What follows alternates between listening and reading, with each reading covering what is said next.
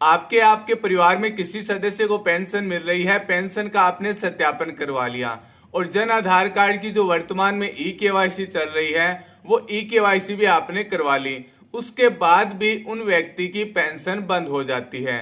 आज के इस वीडियो में हम जानने वाले हैं कि आपके परिवार में किसी सदस्य को पेंशन मिल रही है और पेंशन मिलती मिलती बंद हो जाती है, तो उसका कारण क्या है और उसका समाधान आपको क्या करना है। वीडियो आगे स्टार्ट करने से पहले स्वागत करते हैं आप सभी का आपके अपने यूट्यूब चैनल एसएससी नॉलेज में।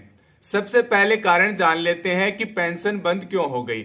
आपका जो जन आधार कार्ड है और जन आधार कार्ड में मान लीजिए पेंशन योग्य उम्र नहीं है, यानी उम्र कम है, और आपके बाकी के जो डॉक्यूमेंट है, पेंशन का पीपीओ है, आधार कार्ड है, उनमें उम्र सही है, यानी पेंशन योग्य उम्र पीपीओ के अंदर भी है, आधार कार्ड के अंदर भी है, लेकिन जन आधार कार्ड है उसमें उम्र सही नहीं है, पेंशन योग्य उम्र नहीं है, तो आपकी पेंशन बंद हो जाएगी।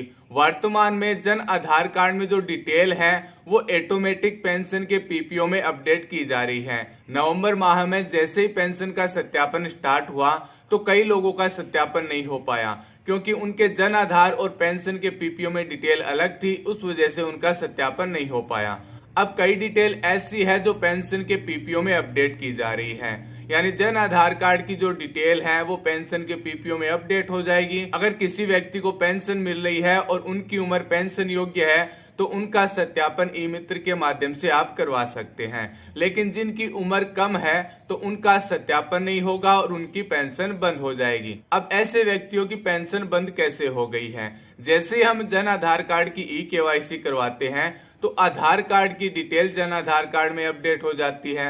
अब मान लीजिए आपने आधार कार्ड अपडेट करवाने के बाद जन आधार कार्ड की ई केवाईसी करवाई है, लेकिन जन आधार कार्ड का आपने स्टेटस चेक नहीं किया, क्योंकि कई डिटेल आधार कार्ड की ऐसी है जो पुरानी अपडेट हो गई है। यानी आधार कार्ड आपने अपडेट करवाया है, अपडेट करवाने से पहले की जो डिटेल है आधार कार्ड की वो जन आधार कार्ड में अपडेट हो गई, और आपने ई केवाईसी करने के बाद जन आधार कार्ड का स्टेटस चेक नहीं किया, और स्टेटस चेक नहीं करने की वजह से जो ई केवाईसी है वो ऑफिस से वेरीफाई हो गई। ऑफिस से ई केवाईसी वेरीफाई होने के बाद जन आधार कार्ड में उम्र कम है और इस कारण से जिन लोगों को पेंशन मिल रही है उनकी पेंशन बंद हो गई। अब मान लीजिए कोई ऐसा व्यक्ति है जिनके आधार कार्ड में उम्र कम है, तो आपको ई केवाईसी नहीं करवानी है।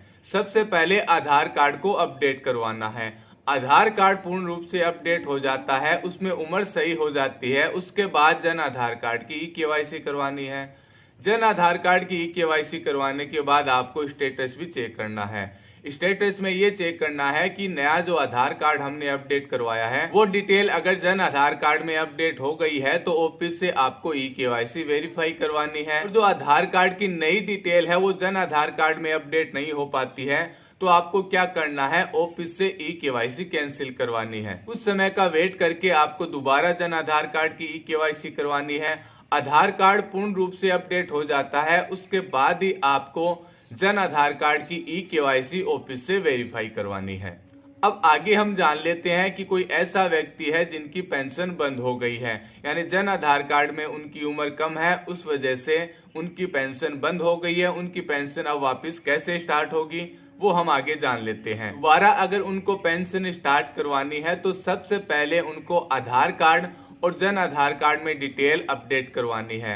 यानी आधार कार्ड में उम्र होनी चाहिए पेंशन योग्य और वही उम्र आपकी होनी चाहिए जन आधार कार्ड में, दोनों में उम्र सेम होनी चाहिए। उसके बाद क्या होगा, जैसे ही नए आवेदन स्टार्ट होंगे, आचार संहिता हटेगी, तो उसके बाद आपको नया आवेदन करना होगा। इसके अलावा दूसरा काम आप और कर सकते हैं, जो आपका संबंधित ऑफिस है वहां पर आपको एप्लीकेशन देनी है कि गलती से हमारे आधार कार्ड में उम्र गलत है, उस वजह से हमारी पेंशन बंद हो गई है। बाकी के जो डॉक्यूमेंट है उनमें सही उम्र है, लेकिन आधार कार्ड में उम्र गलत है या फिर जन आधार कार्ड में गलत उम्र अपडेट हो गई है, इस कारण से उनकी पेंशन बंद हो गई है। आप ऐसी एप्लीकेशन ऑफिस में दीजिए।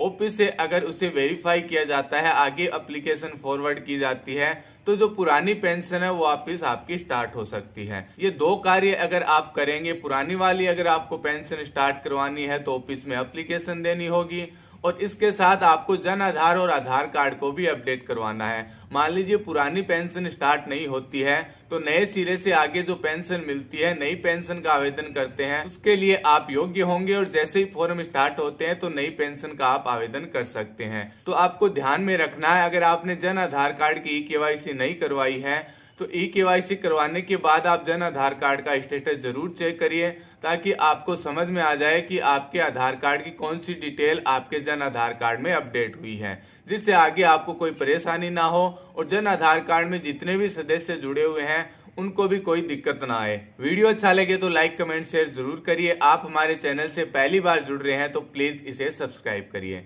मिलते हैं अगले वीडियो में एक नई जानकारी के साथ, तब तक के लिए जय हिंद।